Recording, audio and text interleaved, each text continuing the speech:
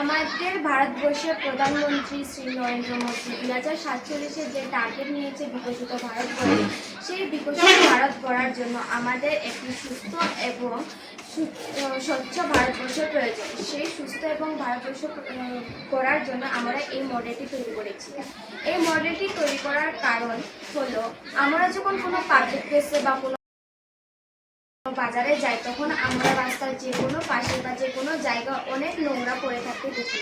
যদিও সেখানে ডাস্টবিনের ব্যবস্থা থাকলেও মানুষ অসচেতনার অভাবে সেখানে না ফেলে যে কোনো জায়গায় ফেলে দেয়। অনেক মানুষ আছে যারা পচনশীল বস্তু যেগুলি অদরকারি হয়ে যায়, তখন তারা একইভাবে অসচেতনার অভাবে যে কোনো জায়গায় ফেলে দেয়, যার ফলে পচনশীল বস্তুগুলি পচে সেখান থেকে দুর্গন্ধ বের হয় এবং অনেক মানুষের শ্বাসকষ্টের সৃষ্টি হয়।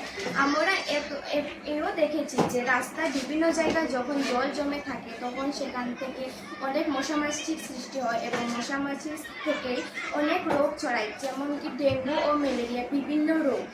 আমরা এও দেখেছি আমাদের আশেপাশে এত নোংরা পড়ে থাকে, যার ফলে আমাদের আশেপাশের অনেক পরিবেশ দূষণও হয়।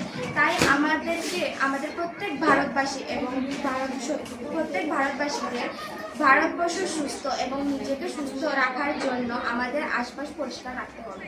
তাই জন্য আমরা এই মডেলটি তৈরি করেছি, স্বচ্ছ ভারত অভিযান।